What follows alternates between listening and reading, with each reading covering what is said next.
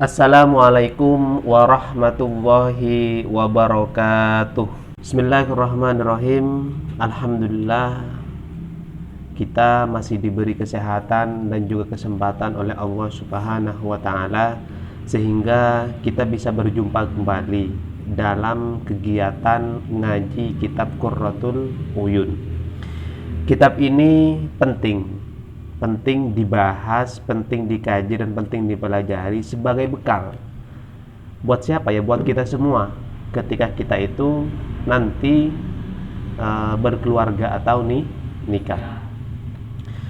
Karena di dalam sebuah keluarga, ketentraman di dalam sebuah keluarga itu bukan hanya ditentukan oleh banyak dan sedikitnya uang. Kalau orang kaya, kehidupan rumah tangganya tentram, tidak selamanya. Banyak orang kaya yang pada akhirnya kandas, alias bukan bangkrut. Pada akhirnya gimana? Cerai. Alasan yang menyebabkan mereka cerai biasanya karena perselingkuhan. Salah satunya kan ya. Kalau ditelusuri lagi kenapa mereka selingkuh, usut demi usut mungkin karena mereka tidak puas dalam hubungan seksualnya kan. Nah, jadi ketentraman atau sakinahnya sebuah keluarga juga bisa ditentukan oleh kepuasan atau terpenuhinya kebutuhan seksual dalam keluarga tersebut. Wah, kan gampang Pak untuk terpenuhinya kebutuhan seksual, kita tinggal eksekusi kayak gitu aja. Ya nggak bisa. Kadang, maaf ya, ini karena kitab ini lumayan saya membahasnya tidak terlalu vulgar dan tidak terlalu tertutup, biar sampean paham. Karena kalau hanya sekedar eksekusi, melakukan hubungan seksual saja tanpa mengetahui metode-metodenya, itu akan menyebabkan ada salah satu dari pihak yang tidak terpuaskan. Paham? Jadi rumah tangga ini kan ada dua orang yang mau melangkah bersama, mau berjalan bersama, mau membangun bersama. Biasanya yang kalah di dalam hubungan seksual itu, di dalam suami istri itu adalah laki-laki. Laki-laki ini bahaya. Makanya kalau laki-laki tidak belajar teknik-teknik yang kayak gitu, ini akan menyebabkan pasangannya alias istrinya tidak puas. Ketika tidak puas, ini akan mengakibatkan kecenderungan kepada mereka untuk mencari sesuatu yang lain. Ini bahaya kan? Oke, kalau istrinya itu dibekali dengan dengan ilmu yang mapan, sehingga ilmunya itu masih bisa mencegahnya. Oh jangan, kamu udah nikah, kamu tidak boleh berselingkuh atau mencari pasangan yang lain. Bayangkan kalau tidak dibekali dengan ilmu, mereka sudah nggak puas, cari yang lain, kan bahaya kan? Nah, jadi kepuasan di dalam melakukan hubungan seksual ini juga menentukan terhadap sakinah atau tidaknya keluarga. Nah, untuk membuat keluarga yang sakinah dengan terpenuhinya hubungan seksual, maka perlu kita belajar kitab Qurratul Uyun. Sebenarnya kalau kita itu cek atau search di YouTube ya, banyak sebenarnya yang menawarkan tentang metode-metode hubungan seksual. Ada yang itu majalah dewasa itu, apa itu? Itu ada istilahnya tips malam Jumat. Nah, itu dijelasin di situ. Tapi perspektif yang mereka gunakan di dalam konten tersebut itu bukan pakai perspektif Al-Quran, bukan pakai perspektif hadis, dan juga bukan pakai perspektif ulama. Itu pakai perspektif ya bisa jadi kedokteran atau pendapat-pendapat ilmuwan barat atau ilmuwan yang lain. Intinya tidak menggunakan perspektif Al-Quran atau hadis. Nah, kita belajar kitab Qurratul Uyun ini, kita akan mempelajari tentang hubungan seksual yang baik melalui perspektif Al-Quran dan juga hadis. Paham ya? Nah, mari kita mulai dulu pada bagian atau permulaan kitab ini. Bismillahirrahmanirrahim. Al-kalamu 'alal basmalati adapun perkataan atas basmalah, syahirun muntasirun jiddan, populer atau terkenal, masyhur dan tersebar di mana-mana. Fala nutilu bihi, dan kami tidak membahasnya terlalu panjang. Li'anna li ghalibil fununi al-ilmiyati ta'alluqan biha, karena masih banyak macam-macam atau sub pembahasan yang berhubungan dengan basmalah. Jadi penulis kitab Qurratul Uyun ini tidak membahas basmalah secara detail, secara panjang. Kenapa? Karena banyak pembahasan yang menyangkut basmalah ini dibahas terlalu panjang, sehingga kalau disampaikan di dalam kitab ini akan kelamaan. Jadi tidak langsung masuk kepada intinya. Nah, makanya penulis kitab Qurratul Uyun di sini gimana? Walidzalika afradaha, dan karena itu afradahan nasu, menyendirikan siapa orang, bitasnifi, dengan sebuah karangan, wal naktasir, dan kami meringkas, ala dzikri hadisin musalsalin waridin fi fadliha tabarrukan biha, atas menyebut hadis yang membahas keutamaan basmalah, tabarrukan biha, sebagai bentuk tabarruk. Tabarruk ini maksudnya mengambil berkah atau memohon sebuah keberkahan dengan basmalah. Jadi seperti ini.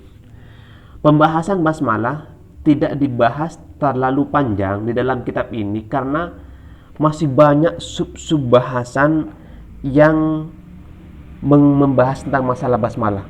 Basmalah dilihat dari segi bahasanya, basmalah dilihat dari segi fadilahnya, basmalah dilihat dari segi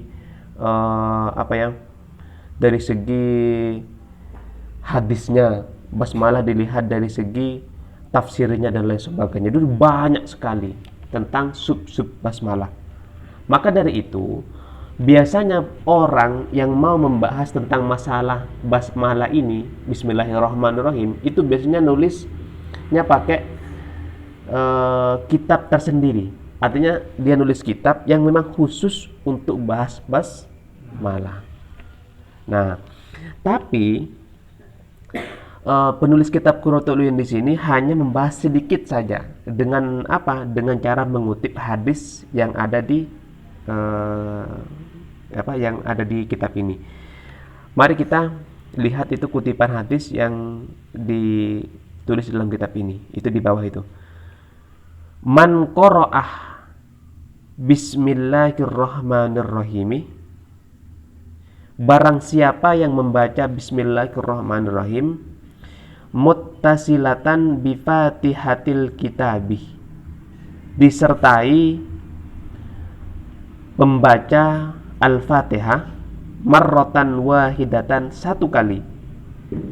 Ishhadu alayya, saksikan aku, anni, sesungguhnya aku, qad ghafartu lahu, sungguh aku mengampuni orang tersebut, wa qabiltu minhul hasanati, dan saya menerima kebaikan-kebaikannya, wa tajawaztu anis sayyiati, dan saya menghapus keburukan-keburukannya, wala ukhriku, dan saya tidak membakar, lisanahu, lisan atau mulutnya orang yang membaca basmalah, finnari, di dalam neraka, wa ujiruhu, dan saya melindungi orang tersebut, min adzabil qabri wa adzabin nari wa adzabil qiyamati, dari siksa kubur, siksa neraka, dan siksa kiamat. Wa yalqani, dan ia bertemu aku, qablal anbiya'i wal auliya'i ajmain, sebelum para nabi dan para aulia semuanya. Jadi basmalah ini memiliki fadilah yang sangat besar. Disebutkan dalam hadis yang dikutip oleh penulis kitab Qurratul Uyun di sini, bahwa orang yang suka membaca basmalah maka ia akan mendapatkan banyak bonus dari Tuhan, banyak fadilah. Fadilah kan bonus kan ya. Nah, bonus yang pertama, qad ghafartu lahu, ia akan mendapatkan ampunan Tuhan. Ia melakukan dosa, dapat ampunan Tuhan. Enak kan? Tapi jangan dibuat kesempatan ngelakuin dosa, wah biar saya diampuni, baca basmalah deh habis itu. Nggak bisa. Itu namanya disengaja. Nah, itu yang pertama. Yang kedua, wa qabiltu minhul hasanat. Kebaikannya itu yang dilakukan oleh orang yang baca basmalah itu akan diterima. Enak kan? Melakukan kebaikan diterima oleh Tuhan. Ada orang yang melakukan kebaikan karena nggak ikhlas hatinya, nggak diterima, alias percuma. Contoh ini, Ripin sedekah sama Afan. Habis sedekah, Ripin selalu menyebut-nyebut sedekahnya. Afan itu, aku kasih uang itu. Disebut ke John. Habis disebut ke John, disebut lagi ke bapaknya. Habis disebut ke bapaknya, disebut lagi ke pacarnya. Punya pacar. Disebut lagi, habis disebut ke pacarnya, disebut lagi ke teman-temannya. Guyon, jangan masukkan ke hati. Ya nggak apa-apa, itu sebagai motivasi kalau jomblo. Nah, kalau bersedekah tapi disebut-sebut, itu akan menyakitkan orang yang menerima sedekah. Benar kan ya? Jadi kalau bersedekah disebut-sebut, itu akan menghilangkan pahala sedekahnya. Artinya percuma sampai sedekah tapi disebut-sebut. Mending kamu jangan sedekah, percuma. Contoh lagi, sampean jalan, ada amal kan, minta-minta di pinggir jalan kan, amal. Nah, itu kan sampean ngasih, tapi habis itu hati sampean itu menggerutu, maka amal perbuatan sedekah sampean itu percuma. Mending kamu jangan sedekah aja, simpan walaupun 500, simpan kalau masih belum ikhlas hatinya. Karena perbuatan baik ini ditentukan oleh keikhlasan hati. Tapi orang yang melakukan kebaikan meskipun enggak ikhlas, tapi dia senang baca basmalah, maka kebaikannya itu diterima. Enak kan? Jadi itu fadilahnya basmalah. Yang ketiga, bonusnya atau fadilahnya, wa tajawaztu anis sayyi'at. Tuhan akan menghapus keburukan-keburukannya. Melakukan perbuatan dosa, ia hapus oleh Tuhan. Enak kan? Jadi ada seorang yang ada seorang yang melakukan dosa, kemudian ia pernah melakukan satu kebaikan dengan memberikan minum kepada hewan atau anjing yang lagi kehausan. Akhirnya ketika ia meninggal, orang itu mendapatkan tempat yang istimewa di surga. Kaget kan semua orang. Ketika ditanya kepada Tuhan, Tuhan ini menjawab, orang ini melakukan kebaikan dengan ikhlas. Ia pernah memberikan minum kepada hewan, padahal selama hidupnya dia itu tidak beriman kepada Allah. Artinya apa? Dalam melakukan sebuah kebaikan, lakukanlah dengan hati yang tulus. Nah, itu. Yang keempat, wala ukhriku lisanahu finnar. Seandainya orang yang baca basmalah ini masuk neraka nanti ya, maka Tuhan akan menjaga lisannya. Colokan, kata ada yang matur, tidak bakal terbakar oleh api neraka. Itu fadilahnya basmalah. Terus kemudian yang kelima, wa ujiru min adabil qabri wa adabin nari wa adabil qiyamah. Orang yang suka baca basmalah akan dilindungi oleh Tuhan. Ada bodyguardnya, jadi Tuhan ngutus malaikat atau ngutus siapa yang menjadi bodyguard, pelindung. Atau Tuhan sendiri melindungi kepada orang yang baca basmalah. Dari apa? Siksa kubur. Orang kalau meninggal nanti ditanya oleh malaikat, marabbuka wa ma imamuka. Itu ditanya. Oh, saya akan menghafal. Kan ujian, tak bisa. Saya sudah hafal, Pak. Marabbuka. My God is Allah. Pakai bahasa Inggris gitu. Saya sudah bahasa Inggris hafal. Iya, itu di dunia. Tapi kalau sudah ketemu langsung dengan malaikat, mulut ini tertutup. Seperti halnya sampean itu sebelum ketemu orang yang sampean cintai. Sebelum ketemu itu sudah dikarang bahasanya kan. Wahai kekasihku, yang ketika aku melihat matanya, aku tertegun hanya padanya. Udah enak itu sebelum ketemu. Tapi pas udah ketemu, lisan ini menjadi keluh, tertutup, nggak bisa berbicara, speechless kata orang sekarang. Gimana? Lisannya ini tertutup. Kenapa? Karena terkagum dengan kekasihnya. Sama ketika orang ketemu malaikat, nanti ditanya oleh malaikat dan dia ketakutan karena perbuatan dosanya terlalu banyak, ia nggak bisa menjawab. Nah, ini menunjukkan bahwa bahwa pertanyaan-pertanyaan di dalam kubur itu nggak bisa direkayasa. Kemudian seorang ini juga selamat dari siksa api neraka. Enak kan? Mau masuk neraka, langsung ngasih tiket. Bukan ngasih tiket. Mau dimasukkan ke dalam neraka, langsung ngasih kartu. Kartu apa itu? Vaksin, Pak. Oh, masuk kalau vaksin. Dikasih kartu lagi. Apa itu? Kartu baca basmalah. Oh, selamat kamu itu. Surga aja masuk. Enak kan? Itu. Yang berikutnya lagi, selamat dari siksa kiamat.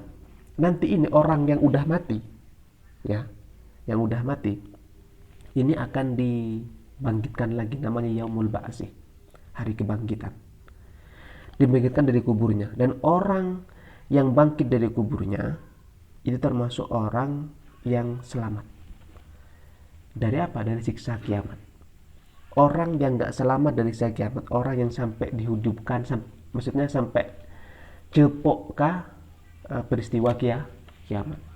Peristiwa kiamat ini sangat tidak menyenangkan, malah menakutkan. Kalau sampai baca Al-Quran, bagaimana ketika terjadi kiamat itu, idza zulzilatir ardu zilzalha. Jadi bumi itu ini digoncangkan, kayak telur digini-giniin. Bayangin kamu itu, lenduh sekonek ben lakon deng-deng cetak. Apalagi digoyang-goyang kayak gini, tamat sampean itu. Habis itu ketika bumi digoncangkan, itu kan ditiupkan sangkakala gitu kan, trompetnya itu oleh malaikat, gitu kan. Yang nggak tahu itu hanya pemisalannya saja, yang nggak tahu kayak apa itu bunyi trompetnya. Ketika udah ditiupin, gunung-gunung ini meletus. Jadi letusannya itu bagaikan kapas yang berterbangan. Gunung itu, bayangkan letusan gunung Merapi saja udah kita takut, apalagi sampai letusannya pada peristiwa kiamat itu.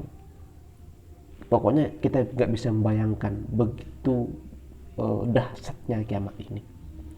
Makanya orang yang selamat dari siksa kiamat ini dimatikan dulu oleh Tuhan sebelum kiamat terjadi. Ya kan? Nah, gitu.